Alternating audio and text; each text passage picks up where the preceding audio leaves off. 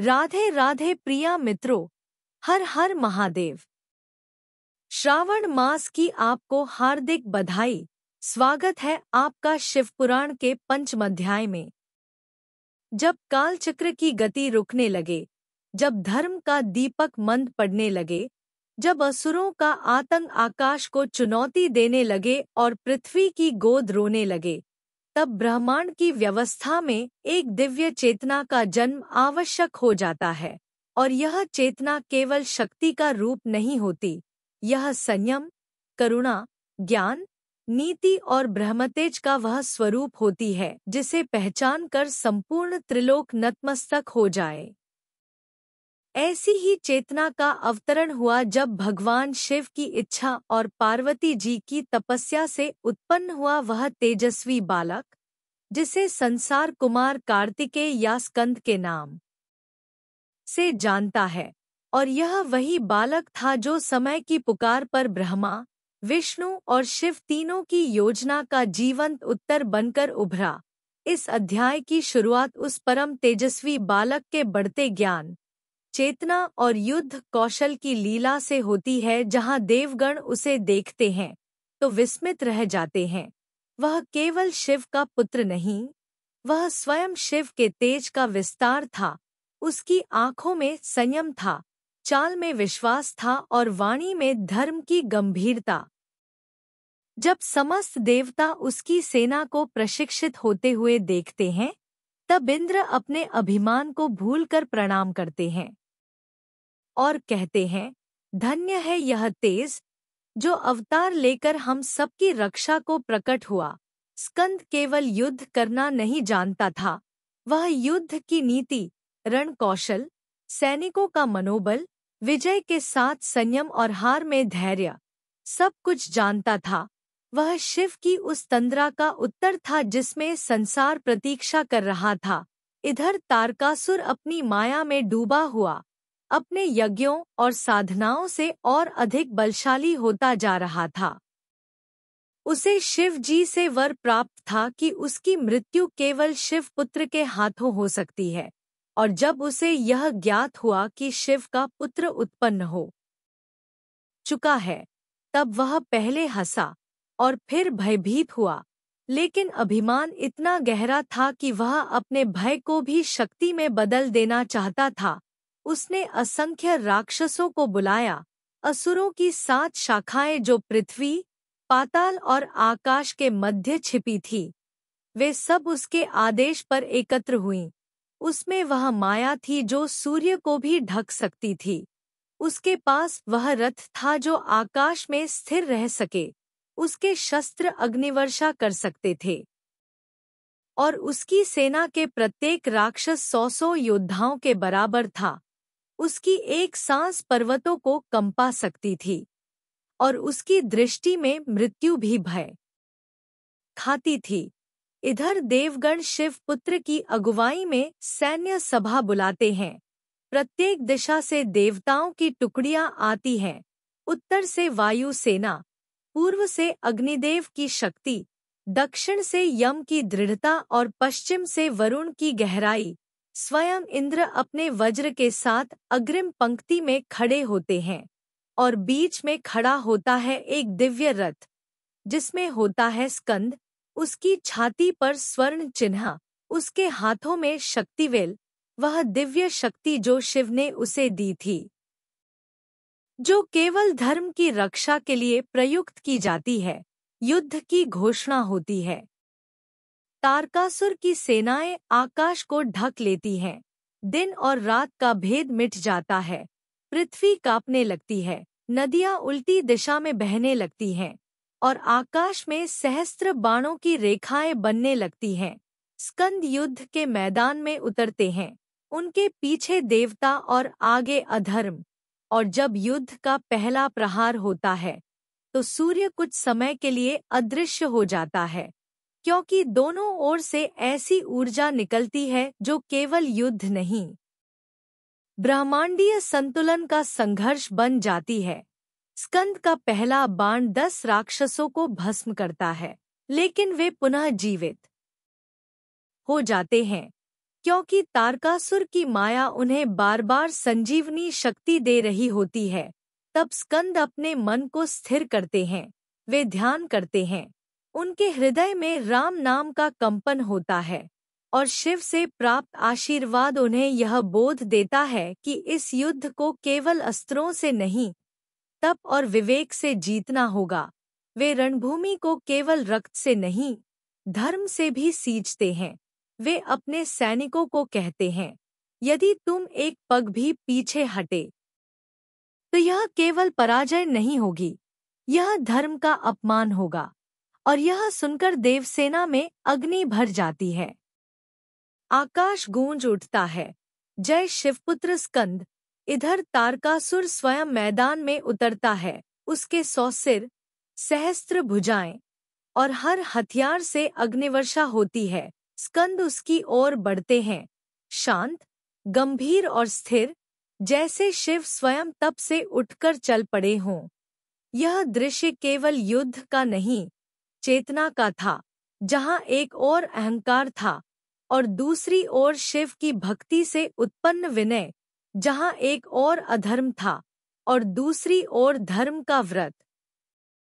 और जब स्कंद और तारकासुर आमने सामने होते हैं तो आकाश भी थम जाता है। स्कंद की आंखों में क्रोध नहीं, करुणा होती है और तारकासुर की दृष्टि में भय नहीं, दंभ। स्कंद कहते हैं, तू अभी भी समय है, लौट जा अधर्म से, वरना विनाश निश्चित है। लेकिन अधर्म कभी सुनता नहीं, वह चुनौती देता है और यही चुनौती बनती है महासंग्राम का आधार। तारकासुर और स्कंद के आमने सामने आने के बाद पूरा ब्रह्मांड जैसे कुछ पल के लिए रुक गया था।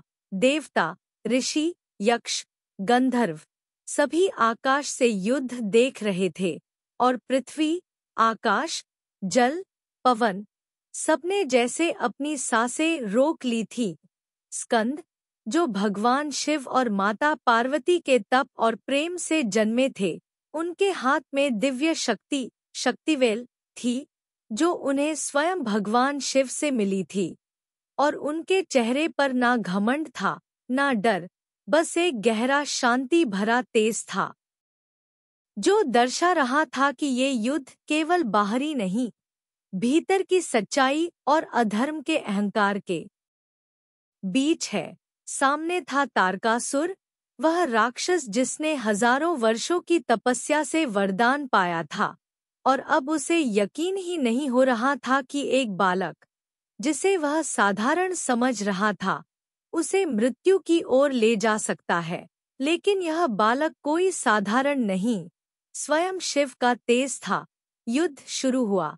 आकाश में बिजली की तरह बाण चलते गए, धरती थर्राई, अग्नि जल उठी और वायु की दिशा उलट गई। स्कंद ने अपने दिव्य धनुष से बाणों की वर्षा शुरू की, जिनसे राक्षसों की सेना बिखरने लगी। पर तारकासुर बार बार नई माया से युद्ध को और कठिन बना देता।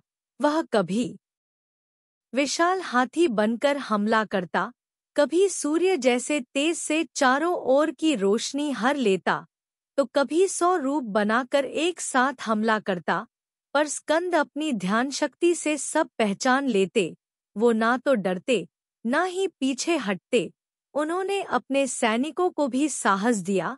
जब देवताओं की सेना थकने लगी, तो स्कंद ने खुद सबसे आगे जाकर लड़ाई शुरू की और हर बाण के साथ तारकासुर की माया टूटती चली गई।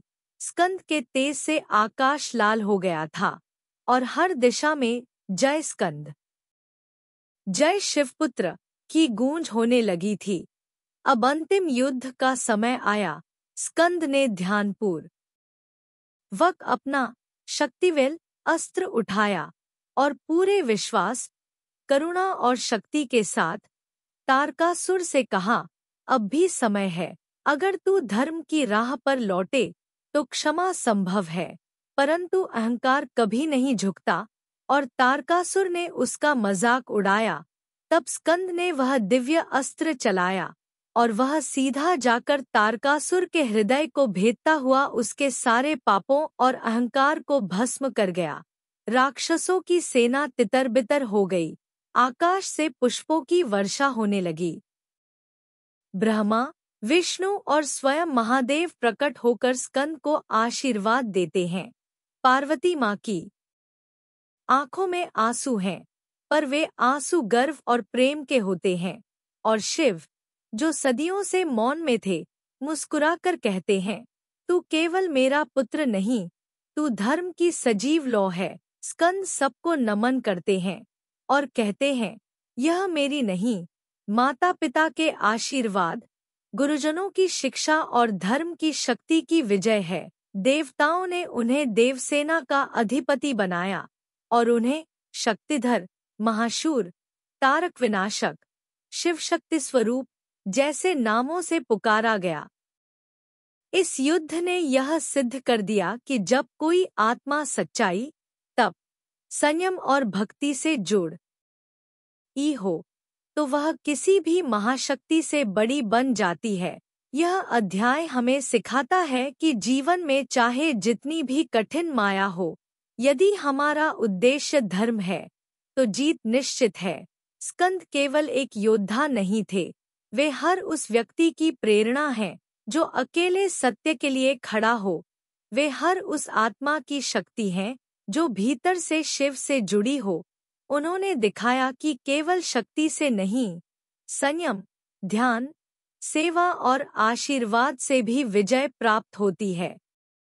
अंत में शिव पार्वती ने उन्हें गले लगाया और शिव बोले, जब संसार में धर्म डगमगाए, जब मानव अपना स्वरूप भूल जाए, तब तू ही स्मरण दिलाएगा कि शिव केवल त्रिशूल नहीं, एक पिता भी है जो अपने तेज को संसार की रक्षा के लिए समर्पित करता है।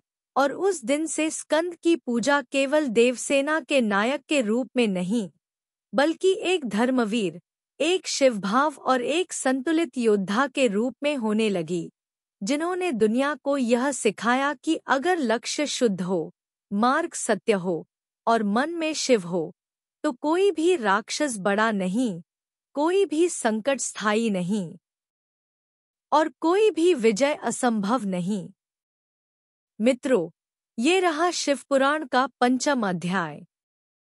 इस सावन श्रृंखला में हम संपूर्ण शिवपुराण को ऐसे ही छोटे-छोटे अध्याय में आपके सामने प्रतिदिन प्रस्तुत करेंगे। अगर आपको यह अध्याय पसंद आया हो और ऐसे ही आगे के अध्यायों को जानने में आपकी रुचि हो, तो हमारे चैनल युज्ञान को सब्सक्राइब कर ले। मिलते हैं आपसे इस सावन श्रृंखला के अगले अध्याय में। नमः शिवाय। हर हर महादेव।